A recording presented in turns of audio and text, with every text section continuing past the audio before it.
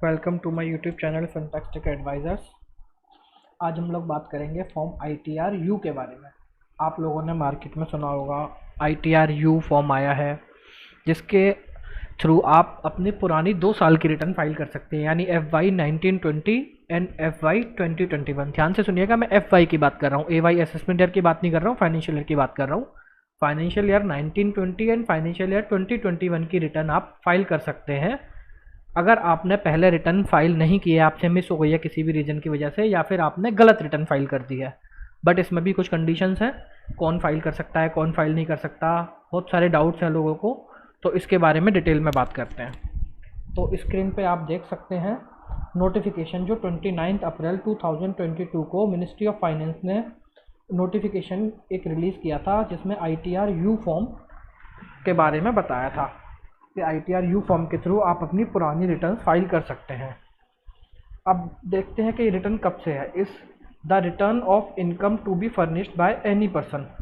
Any person means any company, partnership firm और individual, यानी any taxpayer, चाहे उसका लीगल स्टेटस कुछ भी हो, चाहे वो कंपनी हो, प्रोप्राइटरशिप हो, पार्टनरशिप फर्म हो, कोई भी फाइल कर सकता है under section 8A of section 39 relating to assessment year commencing on 1 April 2020। Assessment year 1 April 2020 means financial year 1920 से आगे की आप रिटर्न फाइल कर सकते हैं। फाइनेंशियल ईयर 1920 एंड 2021, 21-22 की तो अभी डेट अभी चल रही है। करंट फाइनेंशियल ईयर जुलाई से रिटर्न फाइल होंगी, जुलाई की लास्ट डेट है, बट फाइनेंशियल ईयर 1920 एंड 2021 का टाइम जा चुका है, उसकी बिलेटेड रिटर्न भी फाइल नहीं हो सकती है, तो वो ITR यू के थ्रू फाइल कर सकते हैं।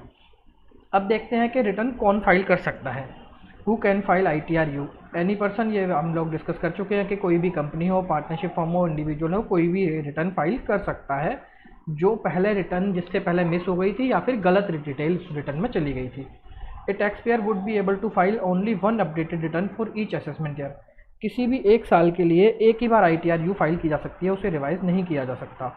और क्रक्स में act does not allow the taxpayer to file the updated return if there is no additional tax outgo. Means अगर आपके कोई भी एडिशनल टैक्स नहीं बनता है तो आप ये वाली रिटर्न फाइल नहीं कर सकते हैं। ITR यू तभी फाइल कर सकते हैं जब आपका कुछ टैक्स बनेगा। आगे है cases in which ITR you can not be filed. Return previously note filed.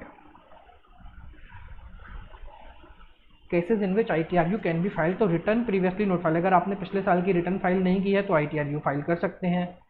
Income note reported correctly, अगर आपने इनकम कंप्लीट नहीं दिखाई है, सपोज आपकी 10 लाख रुपए की इनकम थी, आपने 7 लाख या 8 लाख रुपए की इनकम दिखाई है, तो आप बैलेंस के लिए रिटर्न फाइल कर सकते हैं। Wrong head of income chosen, मतलब आपने गलत हेड में इनकम दिखा दी थी, तब भी आप ITR यू फाइल कर सकते हैं। Reduction of carry forward losses, आपने कुछ लॉसेज थे जो कैरी फॉरवर्ड किए थे रिटर्न में, बट वो ज़्यादा कैरी फॉरवर्ड हो गए थे, आपको कम कैरी फॉरवर्ड करने थे, तब भी आप ITR यू फाइल कर सकते हैं। Reduction of unobserved depreciation, unobserved depreciation जो आपने ज़्यादा क्लेम कर लिया था बट वो कम क्लेम होना था, तब भी आप ITR यू फाइल कर सकते हैं। Reduction of tax credit under section 115 JB and JC, यानी मैट और AMT की बात कर रहे हैं ये, तो अगर उसमें भी आपने मैट का क्रेडिट या AMT का क्रेडिट ज़्यादा कैरी फॉरवर्ड कर दिया था, उसमें कम है, तब भी आप कर सकते हैं। रॉन्ग रेट ऑफ टैक्स, अगर आपने किसी भी इनकम पे गलत रेट ऑफ इनकम टैक्स लगा दिया था, तब भी आप ITR यू फाइल करके उसे अपना करेक्ट रिटर्न फाइल कर सकते हैं। अब बात करते हैं cases in which ITR U form can not be filed, nil return. अगर आपने रिटर्न फाइल नहीं किया किसी भी फाइनेंशियल ईयर FY 1921 की, बट वो रिटर्न नील की है, तो आप रिटर्न फाइल नहीं कर सकते। आपका कुछ ना कुछ टैक्स पेबल होना ही चाहिए, तभी आप ITR यू फाइल कर सकते हैं, अदरवाइज नहीं। लॉस रिटर्न, अगर आपकी लॉस की रिटर्न है तब भी आप ITR यू फाइल नहीं कर सकते। Increase in refund on claiming of refund, अगर आपने रिफंड कम क्लेम कर लिया है या रिफंड क्लेम ही नहीं किया बट एक्चुअल में आपका रिफंड बनता था, तब भी आप ITR यू फाइल नहीं कर सकते। Search, survey, prosecution proceeding are initiated for assessment, अगर किसी भी IT डिपार्टमेंट के थ्रू कोई आपका केस लगा है, सर्वे है, कुछ भी इन्वेस्टिगेशन चल रही है, तब भी आप ITR यू उस साल की फाइल नहीं कर सकते। असेसमेंट या रीअसेसमेंट या revision recomputation is pending for completion, अगर आपका असेसमेंट चल रहा है किसी भी साल का, तब भी आप उस साल की ITR यू फाइल नहीं कर सकते हैं। तो in short we can say that कि अगर आपकी टैक्स लाइबिलिटी नहीं है तो आप ITR यू फाइल नहीं कर सकते। आपकी टैक्स लाइबिलिटी होगी तभी आप ITR यू फाइल कर सकते हैं, और जिन लोगों की नील की रिटर्न थी वो तो फाइल कर ही नहीं सकते हैं। तो अब देखते हैं कि इसके ऊपर क्या पेनल्टीज हैं जो टैक्स आउट हुआ है। चालान detail additional payment dealt under section 140B।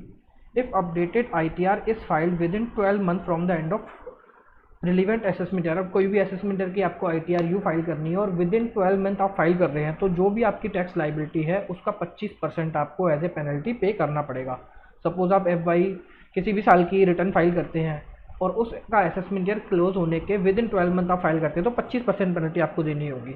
अगर आपका 10,000 रुपये का टैक्स है तो आपको 2500 रुपये की पेनल्टी देनी होगी।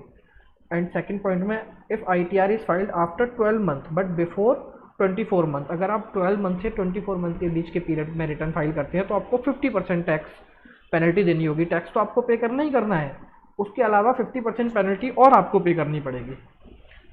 तो ये है आईटीआर यू के कौन फाइल कर सकता है, कौन नहीं कर सकता, किस केस में फाइल होगा, क्या पेनल्टीज़ हैं, क्या है। अब मैं आईटीआर यू का फॉर्म आपको दिखा देता हूँ। फॉर्म बड़ा छोटा सा सिंपल सा फॉर्म है, कुछ ज़्यादा इन्फॉर्मेशन इसमें नहीं है। सबसे पहले पार्ट ए जनरल इन्फॉर्मेशन है, आपको आधार नंबर डालना है। उसके बाद आपको असेसमेंट ईयर सेलेक्ट करना है। उसके बाद whether any previously filed for this assessment year, previous return कोई फाइल आपने असेसमेंट ईयर की करी है या नहीं की है, येस या नो करना है। इफ़ येस तो कौन से सेक्शन में की है आपको ये सिलेक्ट करना है। After that if applicable enter file, अगर आपने पुरानी फाइल की है तो उसका एक्नॉलेजमेंट नंबर डालना है और एक्नॉलेजमेंट की डेट डालनी है। Are you eligible for filing, इसके लिए पूछ रहा है एलिजिबल अंडर सेक्शन 139(8)A में आप एलिजिबल है या नहीं है रिटर्न फाइल करने के लिए, तो येस या नो पे क्लिक करना है।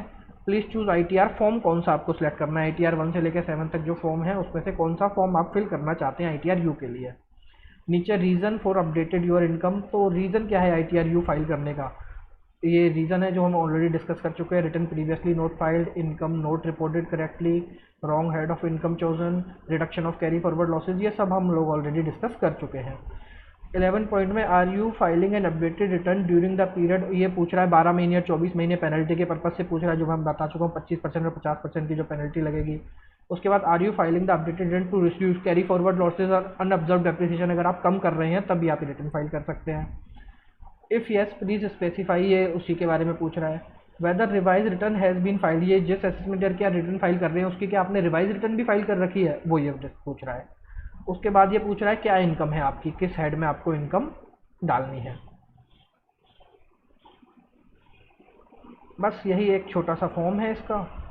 तो आई होप आपके सारे डाउट्स क्लियर हो गए हैं आईटीआर यू को लेकर, कौन फाइल कर सकता है, कौन फाइल नहीं कर सकता। सबसे मेन गवर्नमेंट का पर्पज़ है इसको लेकर कि टैक्स लाइबिलिटी को, अगर आपका टैक्स लाइबिलिटी है तभी आप रिटर्न फाइल कर पाएंगे और उस पर पेनल्टी भी आपको देनी पड़ेगी। अगर स्टिल आपके कुछ और डाउट्स हैं तो प्लीज़ कमेंट कीजिए। वीडियो अच्छी लगी हो तो लाइक शेयर एंड सब्सक्राइब कीजिए। Thank you very much. Please like and share and subscribe this video. Thank you so much for watching this video guys. Stay safe, stay healthy.